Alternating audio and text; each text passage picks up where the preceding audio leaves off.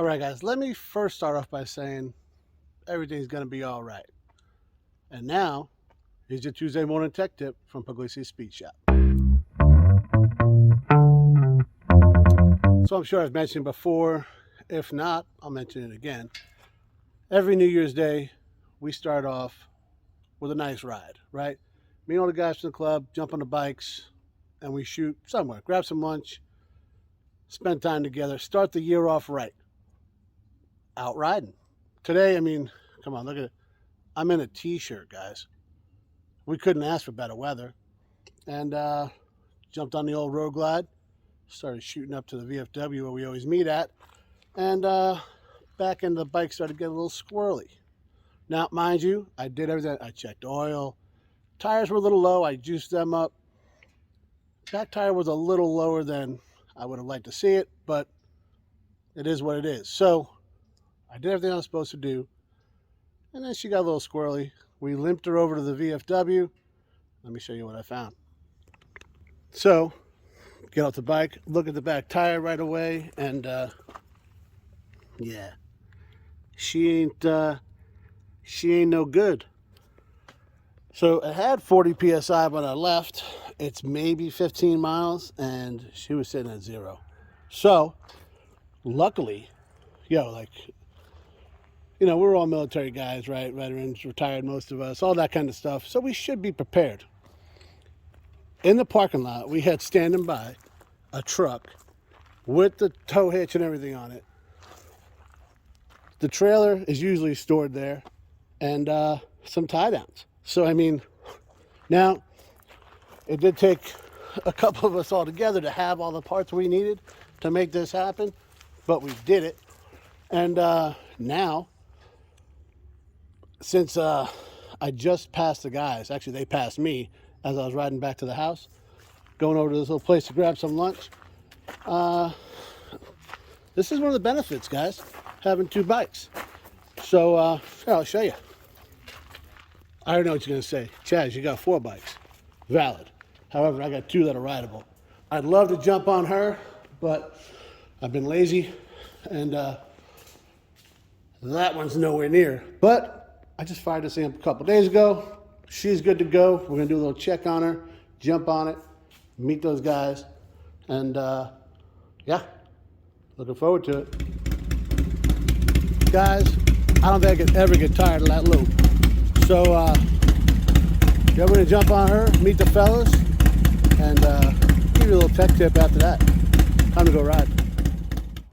All right, guys, so got Megan down here helping me out, and she's never sat on a motorcycle before, at least one of this size. So she's doing her best, and I very appreciate it. And luckily, she noticed this. That was odd. Yeah, see, the tire is not exactly on the center the whole way, and I knew that. But we're on this angle, right? So I rode up the ramp, and I thought I was straight. And then the guys were like, hey, we're off, and we picked it up and picked it up and picked it up. And then it wasn't in the center. So we started taking the bike off. We got to about right here, and Megan's like, hey, this is not, because it's not, show you the angle. She was afraid like I was going to kind of do that. So we put it back in there, put it back on with the tie downs. Turns out these things are heavy. So I took the bags off it so I can kind of grab here and see if I can scoot it into the gap. Once we do that, it should roll off fine. Should is the operative term there, but yeah, so these trailers are great because they're lightweight. You can fit 3 bikes on it, kinda. 3 baggers, I don't think so, but well, maybe because it's like offset. I'm really getting off track here. But yeah, so I took the bags off, see if I can slide it over, get it back in the track, and then bring it down. And as usual, guys, daylight savings time got me again. All right, guys, so obviously it's off the trailer and incident-free, I might add. Megan and Stella just headed back up to the house, and let me tell you, I couldn't have done it without her because, well, for a number of reasons. I'm sitting on the bike, I couldn't reach the tie downs.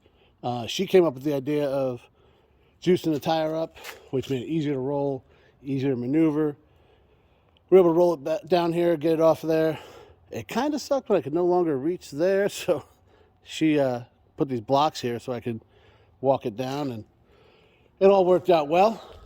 Like I said, here she is, all good to go. Well, except for the fact that back tire is BAD bad. But yeah, I must have picked something up, guys. Like I said, the second we put any air in that tire, it just pissed out almost immediately. Like, didn't even make it off the trailer. So, yeah, she flat. So I must have picked something up on the road.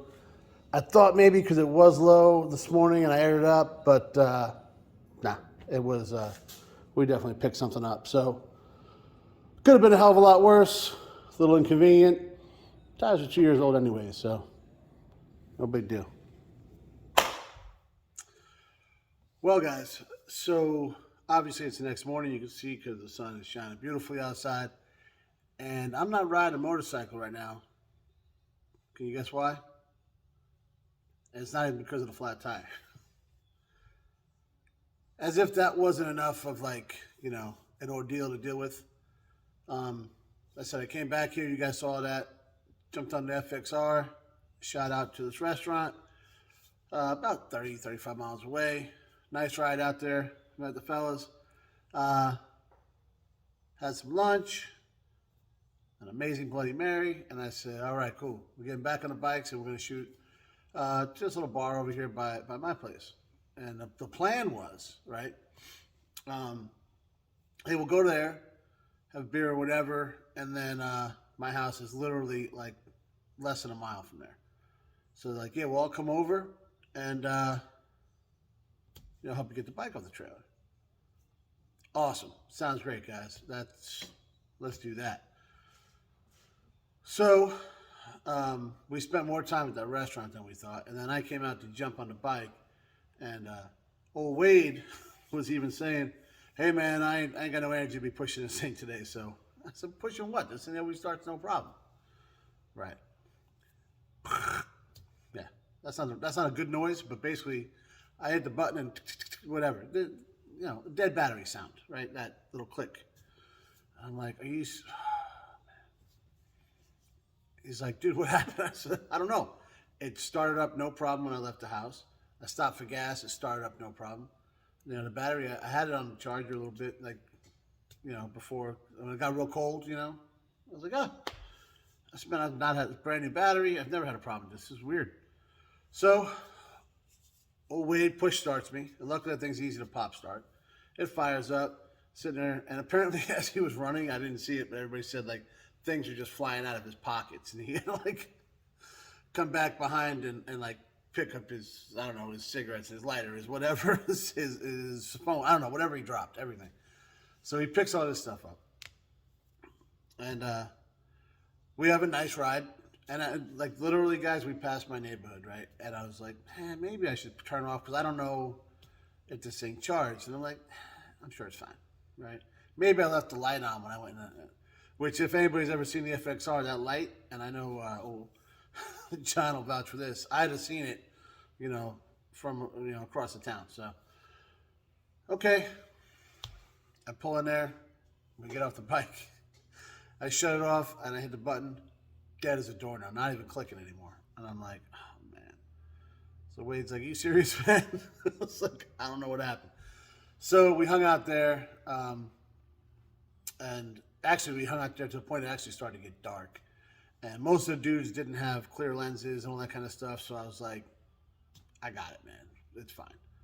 You know, Megan's a champ. We knew that, so no big deal. Wade and I think Jason and a couple other guys bump started me again. And I took off, and they all went home. And everybody made it home safe and sound. And so, to recap, flat tire on the road glides. I got to order tires. Looks like I don't have a stator working in the FXR. I'll charge the battery up and I'll, you know, there's a lot of stuff online, especially, and all that kind of thing, how to test all that stuff. So we'll do that. And this is why, guys, even though, you know, I have a plan, and we talked about that, like, hey, I got this plan and we're going to do all this, right? It don't work in hot rod. Not even hot rod. The road glide's a 19. A flat tire, you can't, whatever. But you don't keep spares, right? I mean, and the way today everything works, you can't just, well, you probably can walk in somewhere and get a tire, but it's not the one I'm going to want. So you got to order them, wait for them to come, and it's a whole thing, right? So it's just part of you, and I said it a million times, guys. You want to have the coolest thing in the parking lot, you better be ready to do some work. And I'm all right with that, got a text this morning, beautiful day to ride, and I'm like, but seriously, not a big deal. I was worried. Well, I was kind of beating myself up when I realized the tire was flat. I was like, dude, it was low this morning, and it was probably about 15 psi in that tire when I wanted to jump on the bike. And the time before that, it was down low too. But both times it dropped down in the single digits. So I was like, yeah, that's normal, right?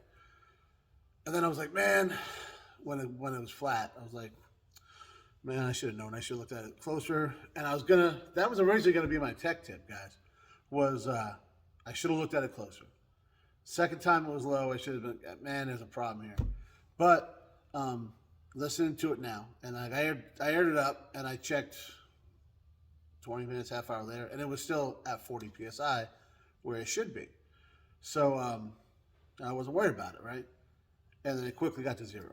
And then it happened again here. So obviously I picked something up. I didn't see anything on the road. I mean, you can ride cautiously, and of course I try to because, I don't want to constantly putting tires on stuff. But, I mean, who doesn't do that anyways, right? But, yeah, it is what it is, guys. It's just, risk you take. Anything you got on the road, you might pick something on the road and get a flat tire. No matter what you're riding, driving, whatever. So, yeah, not my fault. At least that's my story, And, well, I guess we got some content coming on it. I'm not going to do the tires because I've done that already. You guys can go back and see that one. It worked out all right. Hopefully it works out again. And like I said, these things got about 12,000 miles on them. It's amazing that they still got the tread on them they do. But so clearly I'm going to buy the same tires. American Elites, in case you're wondering. And that's it, guys. I'm going to try not to repeat myself, Kevin. So thanks for watching.